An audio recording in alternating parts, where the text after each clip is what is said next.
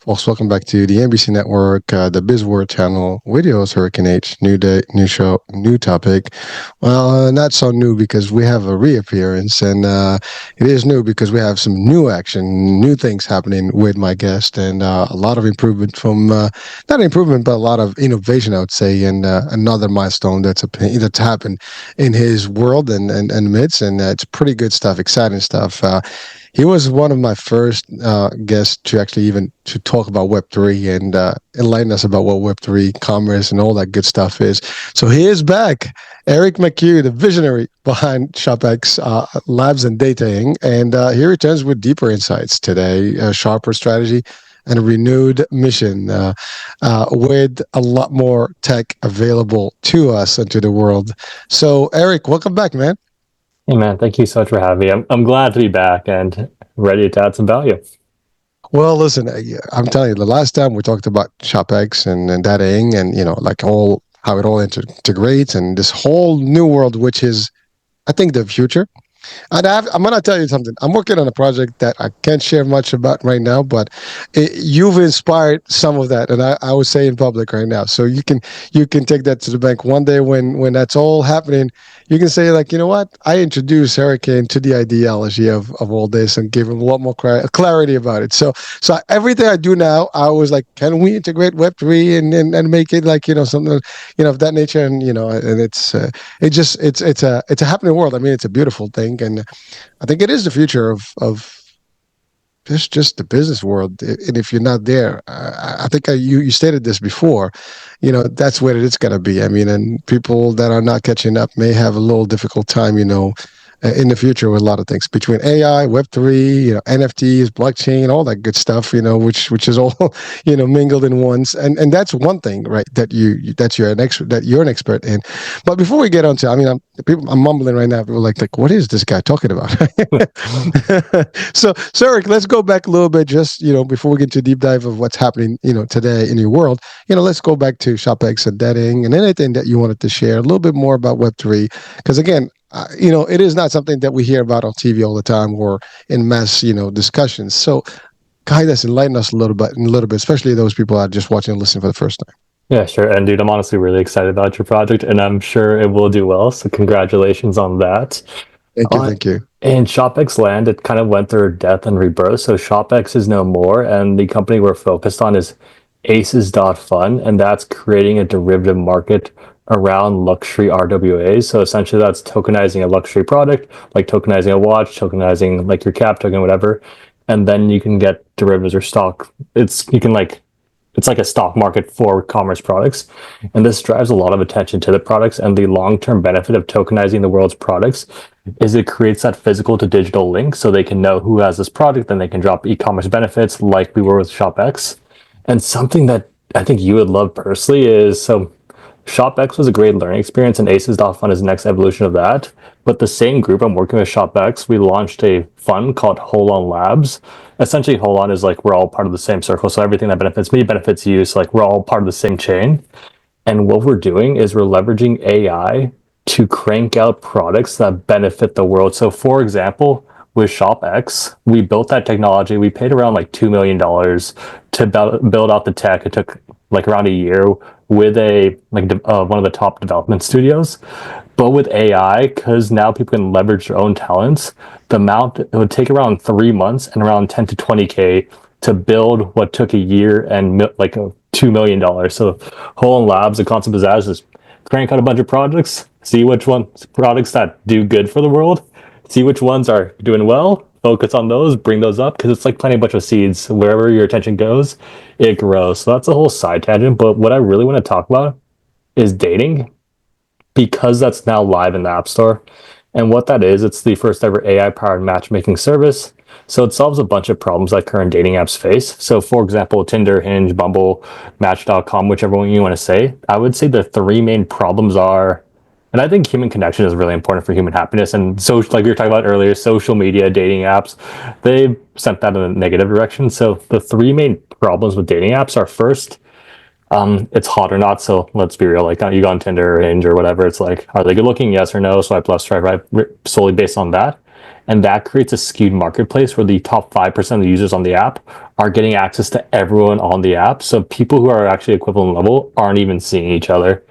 And the third and most interesting issue, which I find, is the incentive structure behind the app. So let's say Hinge, Tinder, Bumble, or whatever, they match a happy couple. What does this mean?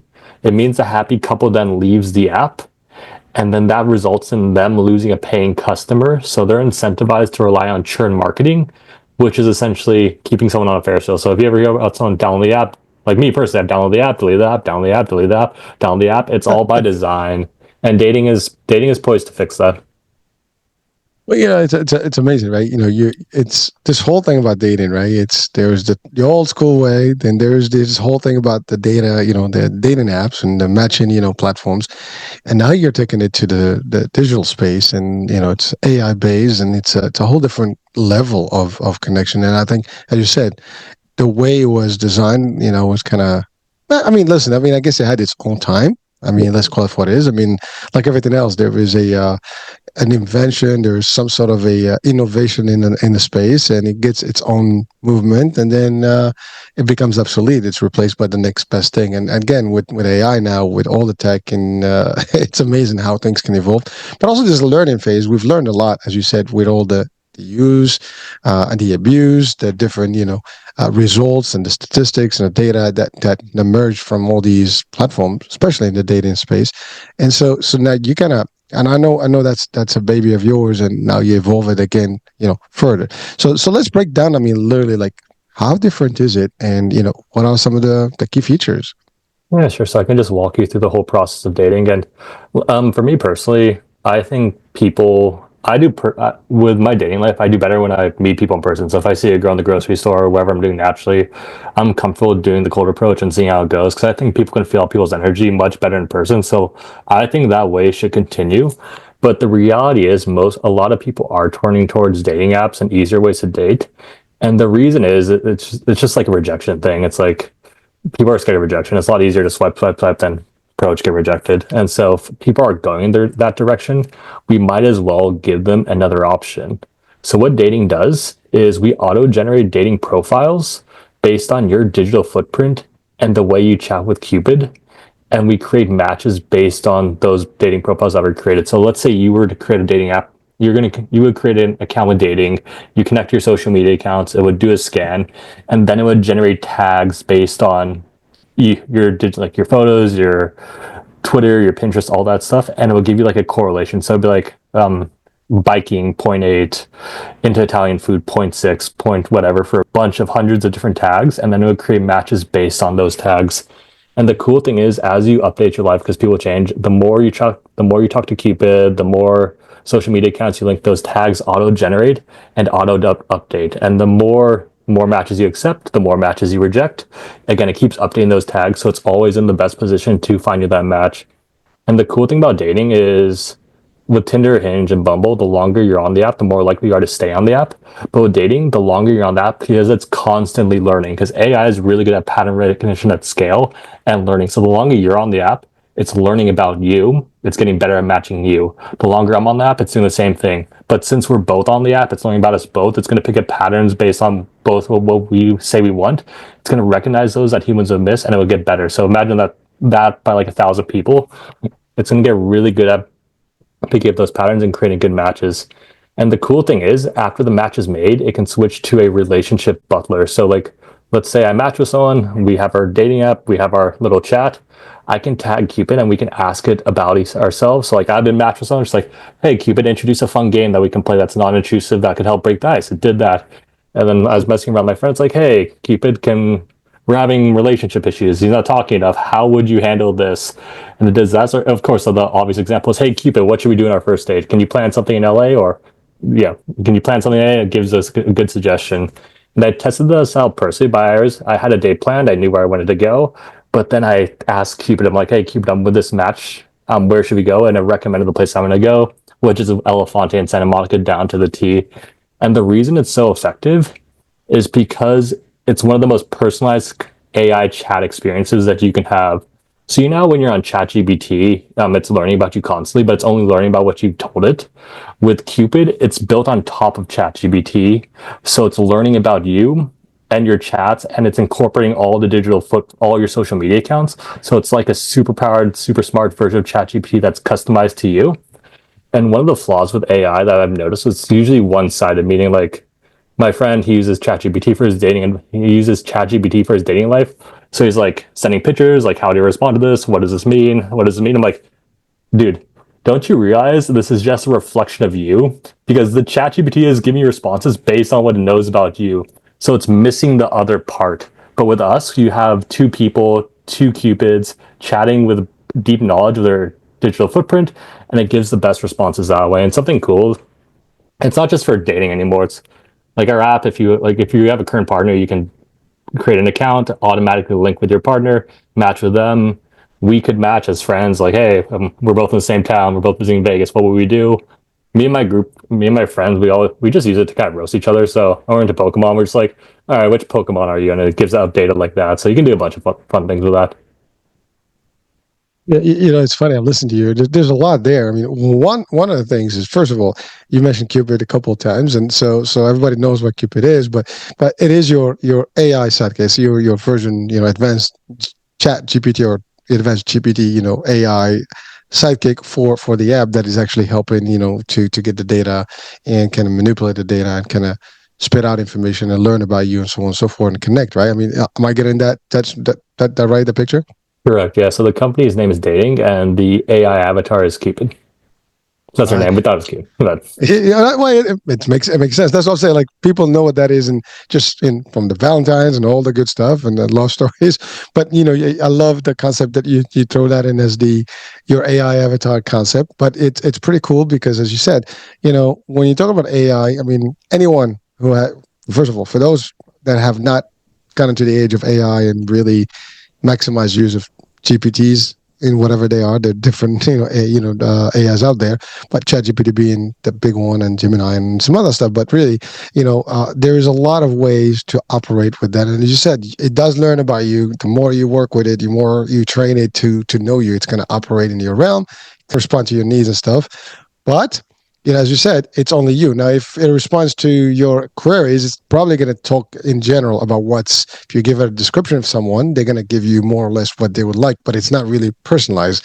To your point, when you have it through the app, it's really data, it takes both sides and kind of figures out which one's the best core match. And then voila, you get a nice little link, a little action, where you have the right match. Let's call it for what it is, right? I mean, it's just a unique opportunity there.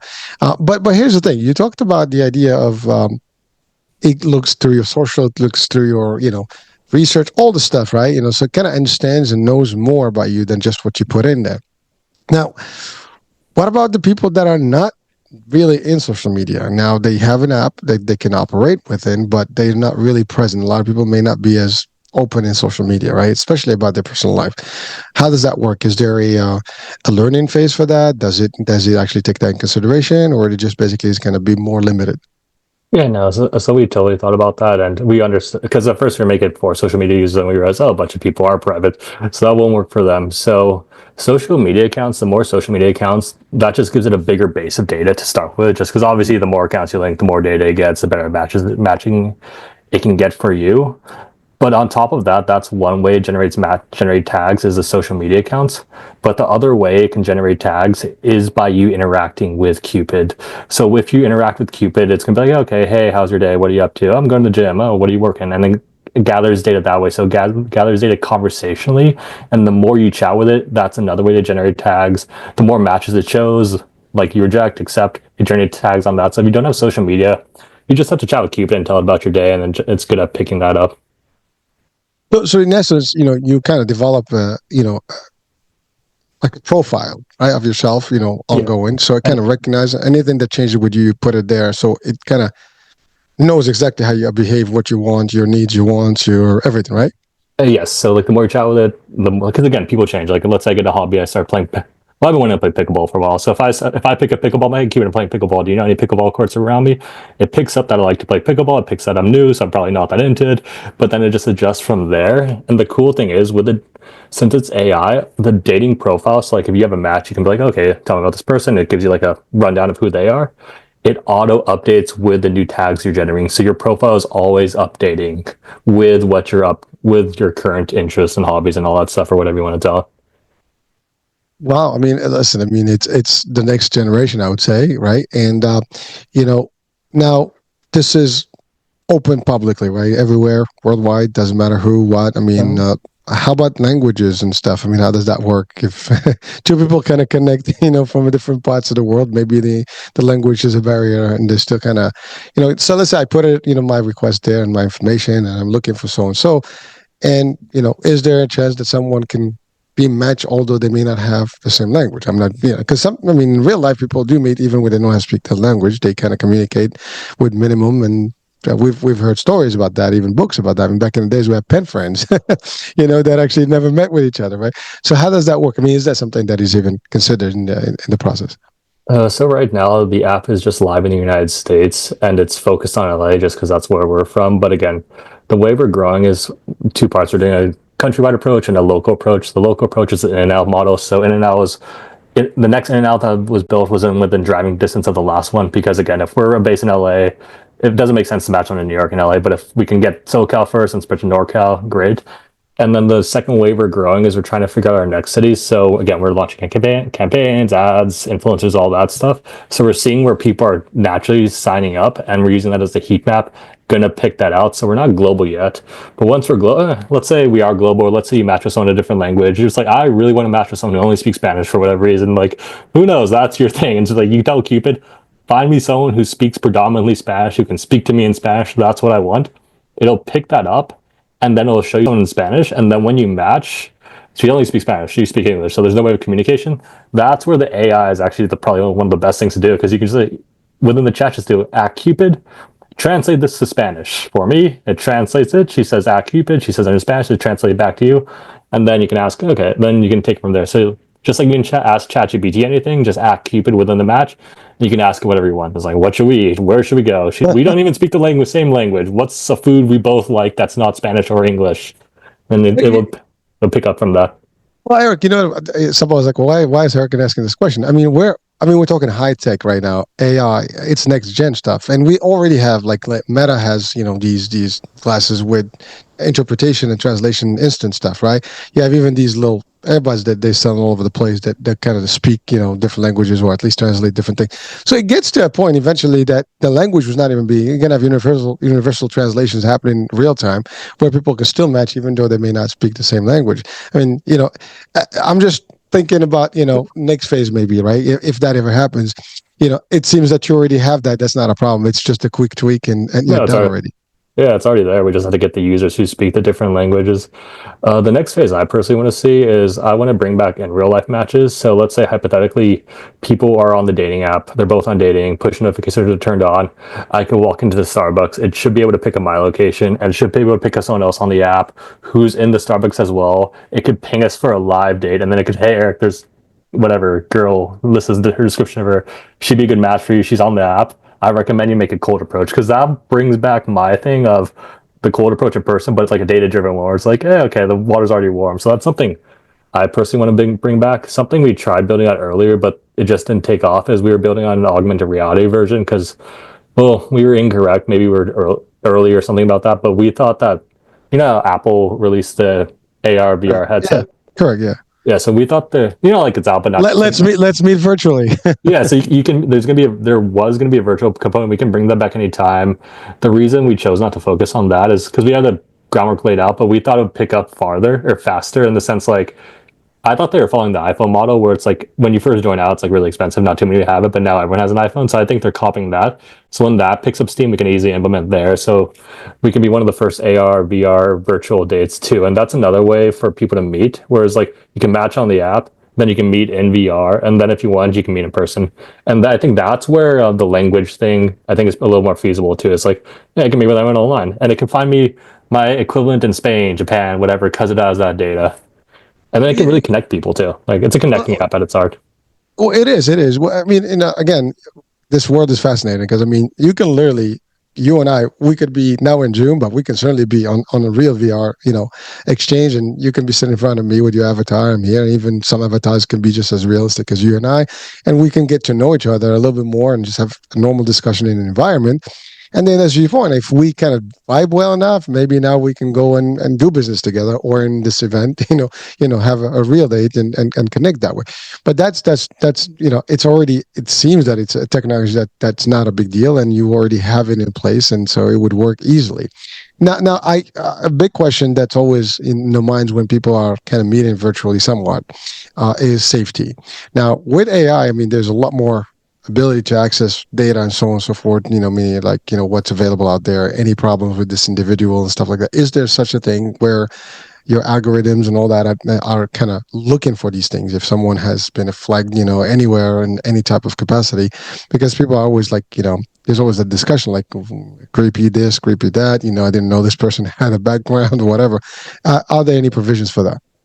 Yeah, so we have a scanning feature where it's like, okay, like any, I don't want to go into details exactly. We're looking for like any major crimes, any giant red flags. We're Mm-hmm. looking into that so it can flag like, oh, check out this profile. But something I personally don't want to do and is just auto ban people. And the reason for that is so it'd be like, okay, check out these profiles. Do you want to get them off? And then a human can actually look into it. And the reason for that is one of my friends had experience. So I've always thought that AI was going to be like the someone who gives like the who scans social media and flags accounts. And one of my friends, she ran an Instagram shop. Her account, and like she's a mom, so she was swimming with her kid. Like as a boy, he's just swimming shirtless, and then that auto flagged as inappropriate content, and then Oh yeah. her shop got taken down, and then it took like weeks for that to get replaced. And in that whole meantime, that was her livelihood. She's losing Money, revenue, and revenue. that's not Yeah. good. So we want to do like a flagging system, but a human would make the final call. But yeah, we are monitoring for just like let's say like a serial killer droid. It's like okay, well Yeah. Well, yeah, anyone that is public, yeah. But I appreciate that because you're right. I mean, some of these like the platforms that exist today. I mean, I've had shows that had nothing wrong with them, but because of the title, because of this, and it gets flags, and we got it's flag like, on it. dude, yeah, so the guidelines like no, then you send in, either dispute or whatever. They look it up, and okay, you're back. But you're right. It's an aggravation because sometimes it doesn't scale up or escalate to a human review, and you get caught up with the response that are auto AI driven stuff. It's a pain, but you're right. But you have the feature, you have the ability, but you just have a secondary kind of stage for next level, I guess. Just check, right, Yeah, or discussion, right? So you look it up, you think it's appropriate, it's good. If not, then you can just flag that person, the individual, and that's it. um, Now let's talk about this stuff. Now it's available, and by the way, I love the strategy that you're rolling out slowly but surely, phase by phase, closer, and then you're moving up and expanding it. And as people get more vibe to it and get more hip to it, they'll just love it. I mean, certainly like everything else, right? Starts small and grows. So you're actually scaling slowly and expanding it, and I mean, it is innovative. It's taking it to the next level. Uh, maybe maybe I can see even a version of this that is just purely business, like LinkedIn version. totally.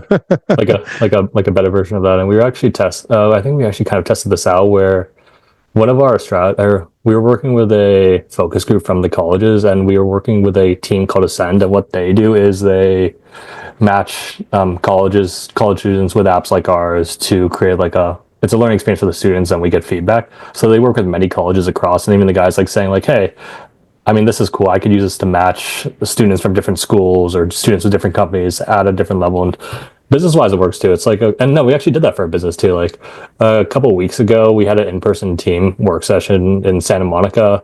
I was just house sitting my brother's dog, so I don't even know the area too well. They don't know the area too well since they don't live there. So, like, hey, we're meeting for this. Cupid, where should we meet? And then it actually suggested a place we all liked. It was like, okay, looks like we're getting Thai food, and it did all of that.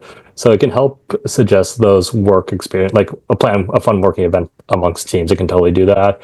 It can match teams with, like, it can match an employee with an appropriate mentor at a higher level that would vibe with them well, and vice versa. It can match friends because again, like if you're working, like maybe you want to find a buddy at work, it can help you with that as well. No, I mean, I can completely see it as a another version where it's really, your business version, your personal life version, and you can have both. I mean, it's like, yeah, Facebook, LinkedIn. I mean, you can have, one for Oh, if they stayed in, one for business opportunities where you can match yeah. business to businesses, strategy, this experts, consultants, in Actually, internship, concepts. no, I'm we could just easily. saying. No, we could easily build that on. That would because now we're building the toggle wheel in different versions of the dating core. We're building out the friends feature. So if you want to find friends, you can just toggle and I'm only looking for friends. You want to find if you're already in a couple relationship, you can be like, I'm on a couple, I don't want to match with it, and that takes you out of the queue. We can easily add a business version as well. And again, like you can also match businesses like let's say you're a business, like let's say you're a brand, it's like I want to find ambassadors who actually vibe my brand, who would look at it. Affiliates. Yeah, you can do a bunch of stuff with it. And I'm sure that'd be beneficial for affiliates too. Like what kind of person would be like trying to find an affiliate job, or what kind of person would be trying to find a sales job? Well, based on the digital footprint, based on the interest, I think they crush at your company. So yeah, yeah. I can see it. I mean, you have all. I mean, the concept is almost the same. I mean, it's still matching two entities, right, with various stuff, and it's just that the intelligence will be built based on business, products or business concepts, right? Companies, internships, consulting services, and expertise, and so on and so forth, based on industries, whatever. So you can do it. I mean, again, I'm not, it's your business, but No, I can see that opportunity as well for you. And so, hey, listen, go for it, go big, baby. You're thinking different, you're thinking smarter, intelligent, AI, future, and then certainly. And by the way, I'm not taking away from anyone that does, that put things like the matching apps and all this stuff in the past. All these are innovations. They're just progression, right? There's always a transition from the old to the new to the next, right? And so you're doing that, and that's all there is. So, congratulations. I mean, you have a niche, and you're making it happen, and you're building there. So that's cool stuff. So what else? What else is new with that? I mean, anything else that we should know about the app, and maybe where to access it? I guess the usual Google and iOS, whatever, the Apple Play. so we chose to build on Apple first, just because most of our potential users will be on Apple, but we're building out the Android version right now. So if you're an iPhone user, just check out our Instagram. It's in the link, or just search it up in the App Store, and you should find it. Download it, create an account. If you want to test out the software, you can just add one of your homies or friends, and you can match with them, see how it works, and then yeah, the more users join, the better it is for you to be on early. What about affordability? I mean, I'm sure there's So a cost. right now it's completely free because we're an early stage startup. That's something we want to keep that way because we feel that paying for we don't want other apps are like kind of pay to play where it's like you pay if you don't pay you're not getting shown in front of people if you don't pay you're not getting shown the good matches. We feel that messes with the integrity of the algorithm. So, but of course, for business, we want to make money. Money is a neutral thing. You can make money in good ways, you can make money in bad ways. But because we have so much data, and there are two ways we want to monetize right now. And the first is we want to build it so a user can book a date within the app. So it's like, hey, you like the dating suggested a good date, book within the app, we will get a cut. Right now, we're working on building out group dates, so group events. So it's like, hey, you're in LA, this cool Huntington Gardens is cool. So we would buy the bulk tickets, and then it would find the people who'd actually want to attend the event, and you can meet people who actually who aren't don't want to do one-on-one date, but they would just want to meet a group of people into some interest. So that's another revenue model. And I think the coolest revenue model is because we have so much data is we can sell the data, like not even sell the data, but sell different versions of the data. It's like, hey, Eric, if you want to send a two page movie about you and this match, just pay $1 and they can send it for you. It's like, oh, based on your zodiac signs, what do you want to do? And then so A you can, service. yeah, it's like a service. So actually, a service. So it can show more of your data for a monetary cost, and people seem to like that because Wow. What? it doesn't mess with like the core matching feature. That's something we want to avoid. Where it's like we don't want someone to pay for a date and just have like a massive advantage over everyone else. Well, I mean, listen, you're obviously, and I love the concept that it's free, so it is accessible, and so that piece of it is what it is. But you found other ways to kind of monetize it to support it. I mean, obviously, it's a business, right? You got to make sure that you take care of all your your company and your team and your technology, because technology is not cheap. I mean, obviously with AI, as you said, I It's love way what you cheaper. said. You went from 2 million to 12,000. I mean, yeah. Yeah. When you start thinking about that, it's like, damn, that's what the power of AI is. And we're actually, to be honest with you, we're just scratching the surface. I mean, this Oh thing is yeah. just It's evolving. I just mean, starting. it just started. I mean, like again, I got involved like since we've talked. I've been more into it, and bro, I have to tell you, man, folks, it's a whole different world. I mean, you know, and I know this is probably beyond the discussion today, but this whole thing with I have kids in college. I mean, my daughter is like, "Oh, you can't use your phone. You can't use this." Like, who the hell says you can't do all this stuff? I mean, we live in. You can talk to an AI and it can do calculations for you. You don't even need to calculate yourself. I mean, that was the way we did it before, just because that's how you did it before. You had no other choice. I mean, instead of me spending time to do something with manual labor and doing PowerPoints and doing all this stuff myself. I mean, it's true story. There was a friend of mine was actually they got approached for a job and a high level job, and then he was asked to actually put a PowerPoint together, an Excel spreadsheet together. As part of the interview process. I'm like, seriously, I mean, dude, Oh, come on. who the hell? I mean, first of all, you can anybody today at a basic minimum can do a PowerPoint. It's not Rocket rocket science. science. And frankly, you chat. I need a PowerPoint about this, that, the other. You throw in a couple of things, and you're gonna get it. Or any other AI that you have. I mean, companies should have their own AIs now. To just do these things. You don't even have to. You just go on the computer and do it. I mean, I think the next computer generations will have that already built in. Just PowerPoint, click, go. I mean, I think PowerPoint themselves will think about it having their own AI just to have it as Yeah. their new version of how they do it. So the concept is we're evolving to a place where instead of me spending time on things that are manual, I can use the AI to help me, 90% of the time, or even 50% of the work is done, which means it gives you more, focus on what meets, the eye, what we need to do, like the real core, of whatever task it is. So it's different. But I mean, to your point, I mean, it's the next wave. This is it, man. And we have to really get on, on this ship or this train, this plane, whatever you want, or this shuttle. I mean, we're going to Mars right now, so let's do that. Yeah. People are probably like, well, Hurricane, you're losing the cool here. No, He's right. He's right. I listen. To your point. I mean, well, this is your world. I mean, to me, it's all new now. Now, I mean, we're two different generations. So I'm 53. So I mean, actually, my birthday is next week. So you We're know, back. thank you. Yeah. Well, yeah, but here's the thing, right? Like someone like many people may not even be into this world of AI and Web3 and in all this NFT world and blockchain and all the new way of kind of business, right? I mean, it's just a whole different thing, and it is real. It's not going anywhere. It's very safe.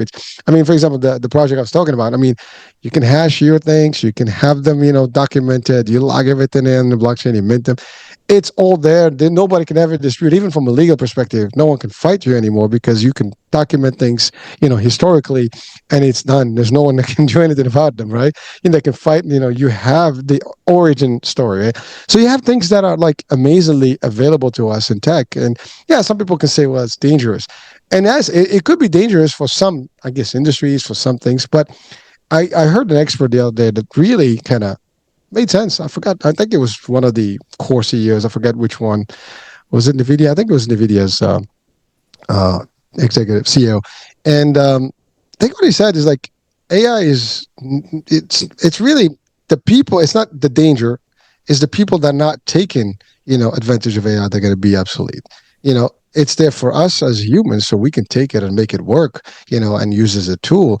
And those that are not in with the program are the ones that are going to be behind. So it's not that it's a danger to us. It's a danger to someone who is not. The ones that are going to miss are the ones who are not taking that wave and really using the benefit of it. So and I kind of agree. I mean, I love that concept. I mean, at least the idea is there.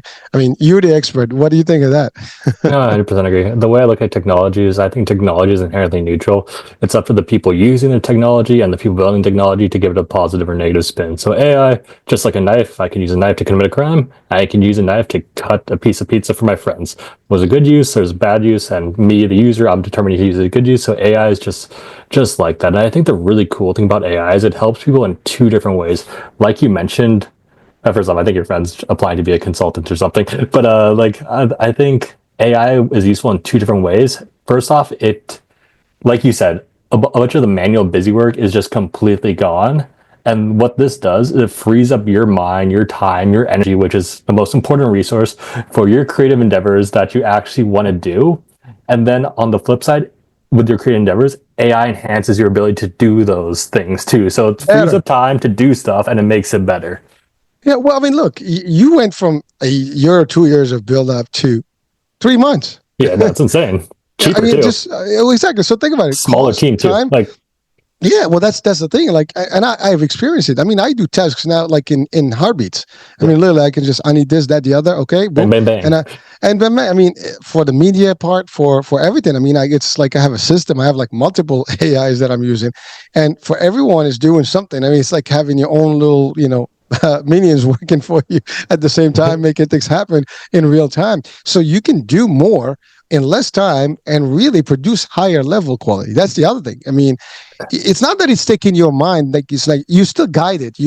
It's not just gonna Yeah, give you stuff. You got to tell it what to do, how to do it. Sometimes it makes a mistake, and you got to tell, no, I need this, I need that, and tweak it, work with it. But it is there for you. And as you said, it learns. The more you work with it, the more it becomes literally your avatar. the It's reflection of it, you.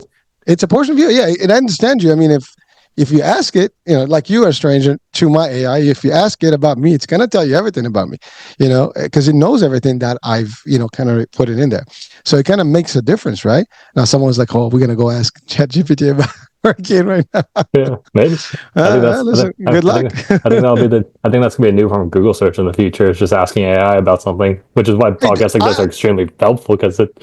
I What we're do. what I we're don't doing. use Google anymore. Yeah. I really don't. I just ask ChatGPT, can you do this, what's this? And it gives you everything you want. I don't even have to go. It does the research for you. Yeah. Yes.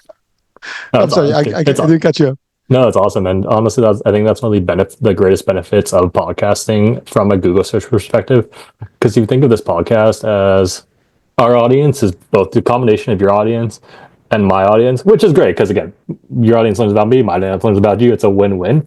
But not only that, our audience is the AI that's transcribed this whole conversation. So the more content you put out, the better it's going to be in the future when people use AI to come up. So if someone searches Eric McHugh, hurricane could come up, or someone searches hurricane, this whole conversation could come up. And like dating, what we do is we auto generate this, like takes tons amount of data and auto generates those tags.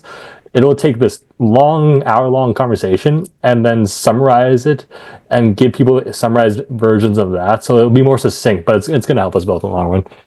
Oh, it is. And, it's funny. I mean, we're in podcasts and talk show now mode, but even on social media for reels and stuff, I mean, there's a lot of creators that are using AI, to benefit. I mean, to share value, to share information, and it's really making the world. And again, this is not a show about AI particularly, but certainly your business is built on AI, concept construct today. So it's really, it is what it is. It's just the way of the future. Now, my question: I know Web3 for you is big. Any integration in your space for the dating app, now or later, or how do you see all that? Personally, I would like to keep them separate just because I've learned from because my past companies like it would integrate Web 2 business into Web 3, which would integrate their customers, and that was a kind of a harder task. So I don't think a bunch of people who are just looking to date or meet friends want to integrate Web3 into AI. So I think it has to be done on the back end. I see Web3 and AI actually working beautifully together to honestly just to uplift society. And like think about it this way, like imagine I'm Filipino, so I use myself as an example. Let's say I was born in the Philippines 50 years ago. Okay, I'm born in the slums. That's just kind of my life. It's very likely to end up that way. But with AI, I can leverage my talents, my skills, my interests to produce products that serve people at a quicker rate. And then I can use Web3 and blockchain to integrate in a global system. So I could produce like an e-commerce store that's my passion with AI, create a website, create a Shopify account, do all this, bang, bang, bang. I make it, and then I access a global Web3 ecosystem that exists. So, like, if I want to tokenize my products, create RWAs, and sell them across to you, or like, let's say, the cool thing about tokenizing products is everyone becomes their own Amazon. So if everyone becomes their own Amazon, like you could sell Nike, Reebok, whatever products on your website, and if you sell it, you get a commission. So everyone's selling everyone's products. So I could sell stuff on my website, I can sell stuff on your website. The ownership unlocks the product. If AR VR becomes a thing, the tokenized product, that's what gets you in. I mean, that's the proof that you actually own the product. You're a Nike core customer. You can enter the Nike lounge. You can do a bunch of stuff. Sub 3 will enable access to a global economy that's more fair. It's now the thing about Web3, which brought me into it, which I think is coming back, is I think it fixes a big incentive structure that's broken right now. So right now in our current landscape, the incentive, if you want to become rich, the easiest way to do that without producing any work is to extract as much value as possible. So that's why you see people in government, people in politics getting so rich. And what they're doing is they're positioning themselves in an extracting role. So they're taking a bunch of money and not really producing value for that. But in Web3 and Bitcoin, the only way for you to get rich is to generate value for you. So like, let's say if I wanted your dollars, how would I get your dollars?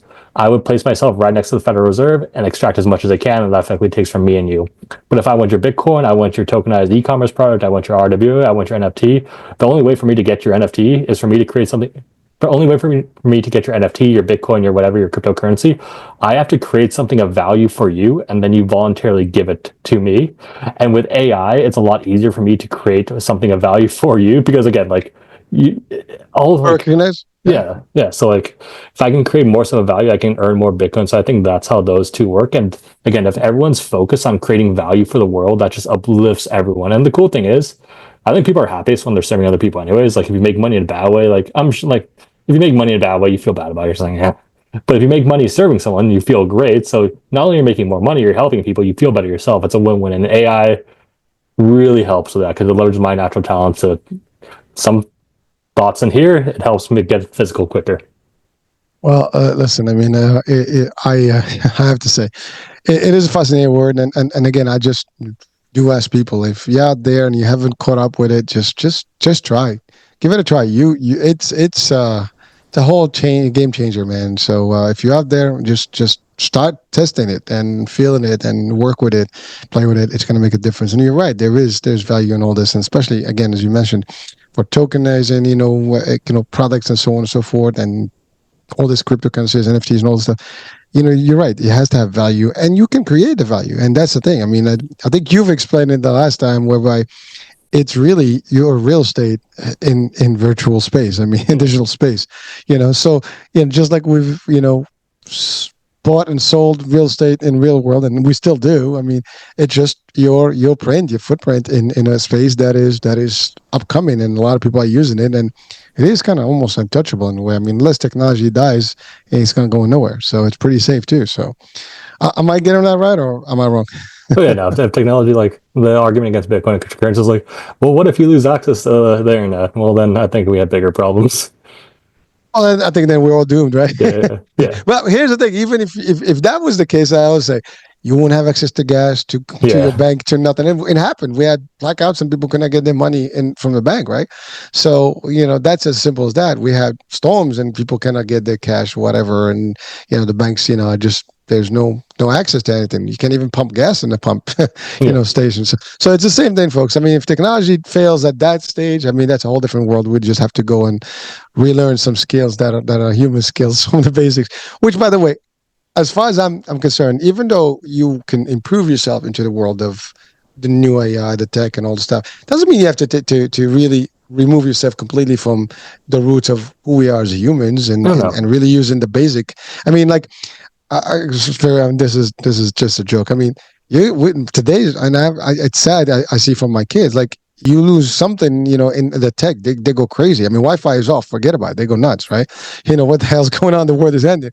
I mean, you have to have a balance. I mean, I lived in, I guess, both spaces. I lived in the, I was young in a space where there was no Wi-Fi, and now I'm in the space where we have AI. So I can adjust both sides. So I keep up with the heritage there, and I also catch up, with what's innovative and things. I think a lot of people need to do that balance just to make sure, because you never know. I mean, you have to be able to have some survivor skills in this world. But not doomsday coming. But it just, since we're talking AI, and that's a question that always comes up. I always tell people, there's some basic stuff. Can you? No. Can you? I mean, go ahead. Sorry. Balance is important in anything. The cool thing about it is AI can get rid of a mundane task, and now you can go running for an extra hour and get in better shape, or learn a farm skill, or read a book, or spend time with your family. it's there. It's really there to help you. So That's right. I mean, and that's a perfect example. I mean, AI is not going to run for you. no, So there you go. people will try. I mean, maybe in a virtual space, your avatar is running, but you're not sweating, right? So maybe if they put some impulse into your brain and kind of fakes your brain and your body starts, operating in a glance, maybe that's a future version of that. Hmm. I mean, you know what I mean? I mean, we can imagine a lot of stuff, right? That can happen, because the mind, the body, all the stuff is connected, and there's all kind of stuff that can happen. But the fact is, we still have to keep our, I guess, nature in a way, but just know how to operate in the box, right? Yeah, I mean, that's all there is. There's a lot of ways. It's just you gotta evolve to it. Like again, our motto is time to evolve. We just have to evolve with the times and still know where we come from and what we have to do. Well, all right. So Eric, I know the topic today really is your app and the innovation and how you've done and what so on and so forth. So what's next? I mean, so this is you're gonna stage it out. It's already out. People can use the iOS eventually. Google, right? So that's the like the Apple, the Google Store, right? That's also in store or not yet. We're presently building that out. Right now, we're focused on launching the Apple launch. And the cool thing about our early launch is we're getting feedback from tons of customers. So we're giving them requests that they want. So, like the group dates thing, customer request, creating group chats with your friends, customer request. And with AI, we can the amount of time it takes to iterate and add those changes, add those features is like a day. So it's very quick. So we're in the rapid iteration phase. We're going to use that, gain some traction, focus on the LA launch, and just kind of go, like I said, stage it out. Well, listen, man, congratulations. I mean, you're innovating in a space that's existing, needed, and it's going to continue being in Mhm. existence. And again, I think you might be onto other things and making it multiplying it into different areas, space like business, so on and so forth.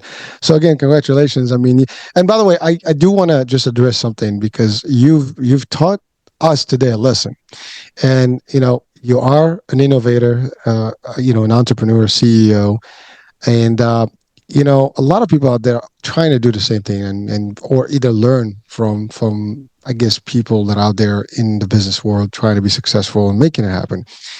It is a success story, just what you shared with us. I mean, when I asked you about your, ShopX, right? The first, business you had, and even now we talked about Web3 and all that stuff and the integrations.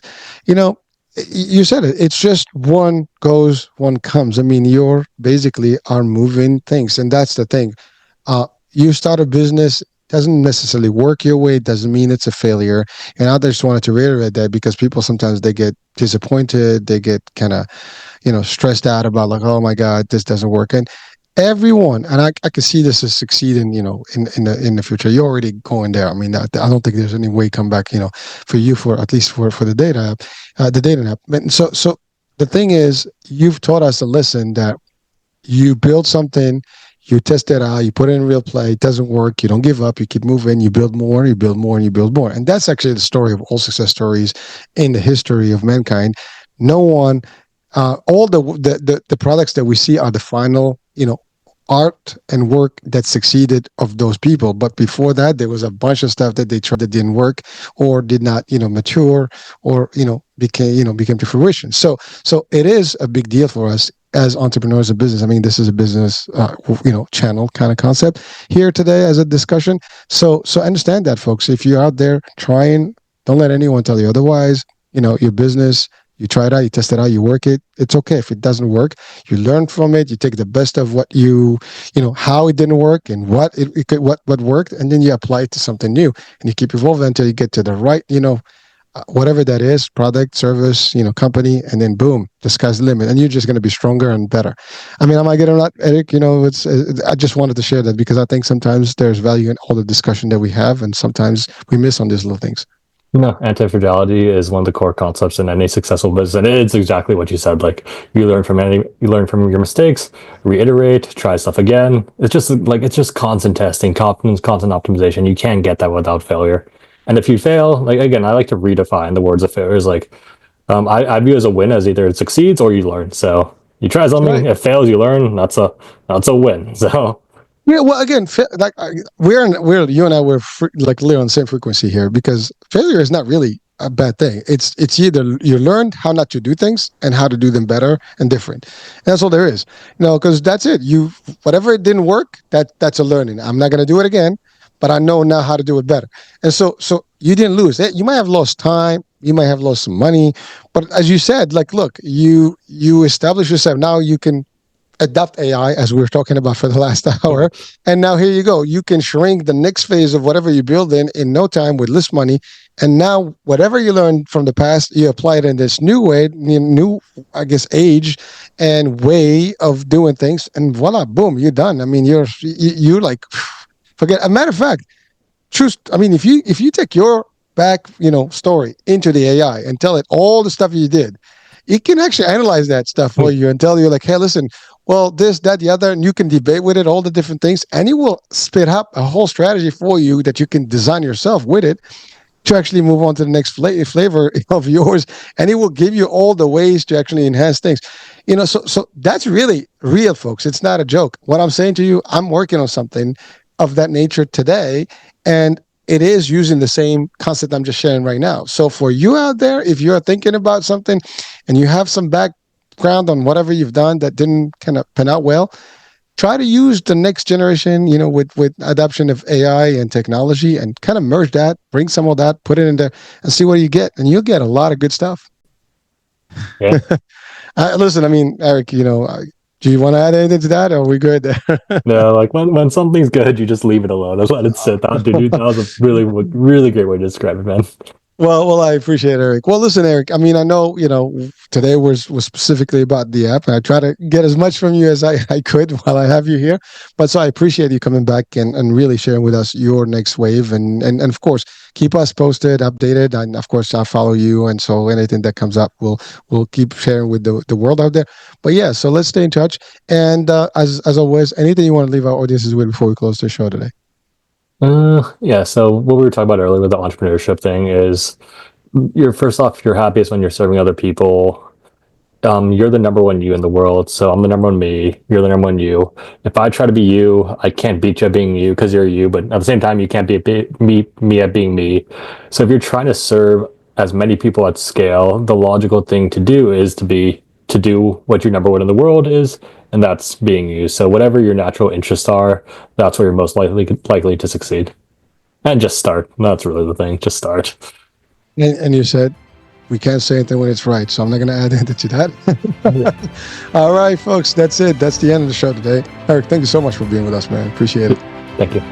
All right, that's it. We'll talk soon, folks. I'm Hurricane H. I'll see you guys next time, next show. Bye for now.